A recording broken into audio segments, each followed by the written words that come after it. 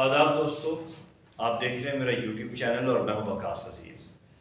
बात आज होगी कायद-ए-आज़म के घर की और यादगार पाकिस्तान यकीनन, यादगार बानी पाकिस्तान यकीनन, उसको तोड़ने वालों के हवाले से, उसमें गुंडागर्दी करने के हवाले से, शरपसंदी करने के हवाले से। लेकिन उससे पहले थोड़ा सा हमें ये जानने की ज़रूरत है कि 16 अप्रैल सन 1959 को क्या हुआ था।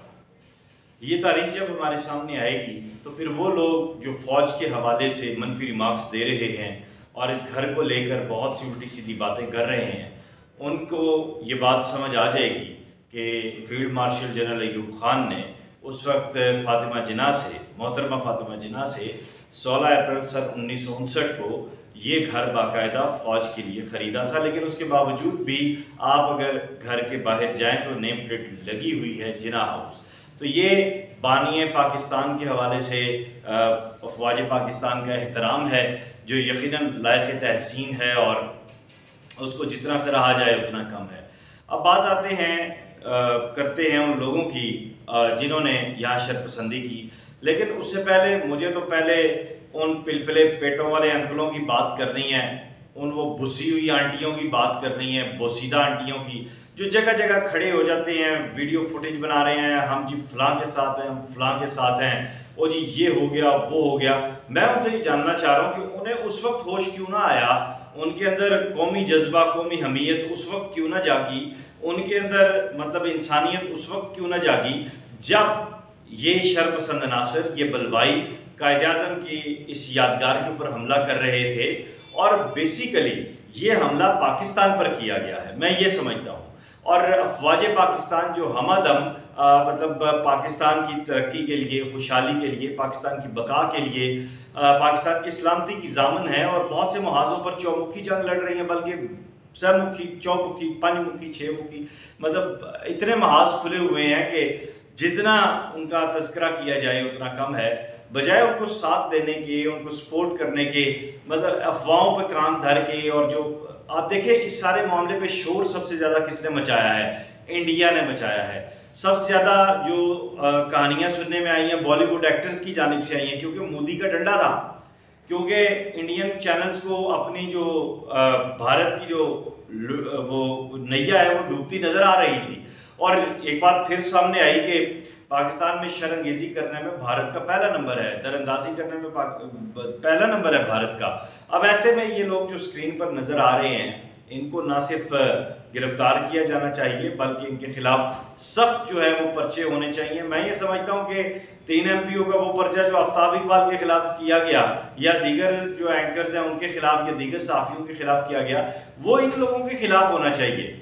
ये असल वो शरपसंद लोग हैं जो पाकिस्तान का इमेज पूरी दुनिया में तबाह कर रहे हैं। दुनिया भर में अपनी जो तारीखी वर्सा है उसको और अपनी जो तारीखी अमलाक हैं उनको ना सिर्फ महफूज किया जाता है बल्कि हद्दुल वसा उन्हें प्रमोट करने की कोशिश की जाती है। ये पाकिस्तानी कौम का मैं पहली दफ़ा ये मौजज़ा देख रहा हूँ कि इससे पहले भी हमने कोई तारीखी वर्सा छोड़ा नहीं है माशाल्लाह से। उस पर लैंड ग्रैबर्स आ गए, बहुत सारी चीज़ें आई और अब एक इदारे ने एक जगह को महफूज करके रखा हुआ है, हम उसको भी मतलब ख़राब करने के उसमें आ गए हैं। उसके साथ साथ मैं जिक्र करूँगा उन सहाफ़ियों का और उन लोगों का, मतलब मुझे आदिल राजा को मैं सुनता हूँ तो हैरानी होती है कि आप जब फ़ौज के अंदर थे, जब आप फ़ौज के साथ थे, आप अपने नाम के साथ अब भी मेजर लगाते हैं, ठीक है, तो उस वक्त तक तो आपको सब कुछ ठीक नज़र आ रहा था और पाकिस्तान के अंदर जब तक थे, और जैसे ही आप गैर के हाथों मामलात आपके हुए हैं सीधे, तो आपने पाकिस्तान को मतलब जिस प्लेट में खाया उसी में छेद करना शुरू कर दिया, उसी में गंदगी डालना शुरू कर दी। उस वक्त आपको ख्याल क्यों नहीं आया जब आप सर्विंग में थे और जब आप काम कर रहे थे इस फौज के साथ, उस वक्त आपको फौज बुरी क्यों नहीं लगी? उस वक्त आपको पाकिस्तान में खराबियाँ क्यों नहीं नजर आई? उस वक्त आपको इस इदारे में खराबियाँ क्यों नहीं नजर आई?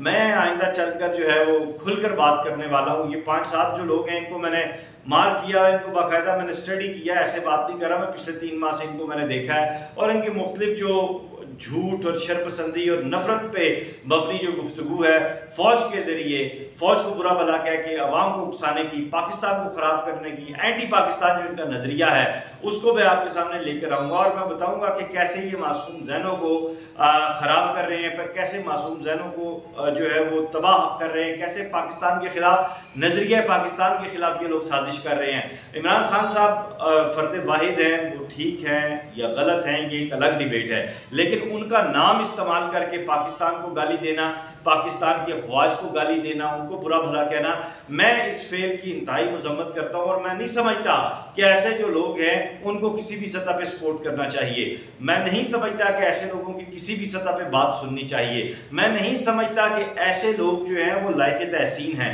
मैं नहीं समझता कि ऐसे लोगों को वो एक भी जुमला नेक्स्ट कहने की जो है वो इजाज़त देनी चाहिए। मैं समझता हूँ कि ऐसे लोगों को बाकायदा जो आपकी इंटरनेशनल पुलिस और मॉनिटरी जो फोर्सेस हैं उनके ज़रिए बाकायदा पाकिस्तान में वापस लाना चाहिए, इन पर केसेस चलने चाहिए, इनसे पूछा जाना चाहिए कि ये कहाँ से इतनी सारी फंडिंग ले रहे हैं और ये सब कुछ कर रहे हैं। इनसे पूछा जाना चाहिए कि अफवाज पाकिस्तान को बुरा भला कहने के सिले में इन्हें और इनकी नस्लों को कितना नवाजा जा रहा है। जब आप इस सतह पर आते हैं, जब आप इस लेवल में आके बात करते हैं तो फिर आपको पता होता है और ये टाइम अब आ गया है कि पाकिस्तान के जो दुश्मन अनासिर हैं उन्हें खुलकर बेनकाब करना चाहिए। सियासत से हटकर इस साढ़े 3 दिन के रोले में, इन साढ़े 3 दिन के इशू में मैंने ये देखा कि सियासतदान अपनी साइड पे, जमानतें भी हो गई, सब कुछ हो गया, नुकसान किसका हुआ है? पाकिस्तान का हुआ है। एक दोस्त से बात हो रही थी, उन्होंने कहा कि आप 7 अरब के नुकसान की बात कर रहे हैं, उससे महंगी जो 40 इंसानी जानों का ज़िया हुआ है वो। तो बात मैंने सोची, मैंने कहा यार ये तो वाकई बहुत बड़ी वैलिड बात है। अरबों रुपया भी उन 40 घरों में ला के डाल दिया जाए तो उनके घरों के वाहिद कफील, उन माओं के वो बच्चे जिनको उन्होंने बहुत से ख्वाब देख के पाला था, वो खवातीन जो आज बेवा हो गई हैं, वो बच्चे, वो बेटियां जो आज यतीम हो गई हैं, वो घर जिनके घरों के वाहिद वो कफील थे, वो आज 4-4, 5-5 दिन भूखे बैठे हुए हैं। तो इस सब पे कौन बात करेगा? अब वक्त आ गया कि ऐसे साजिशी अनासिर को बेनकाब करना चाहिए और इन्हें इनके एंड रिजल्ट तक पहुंचाना चाहिए।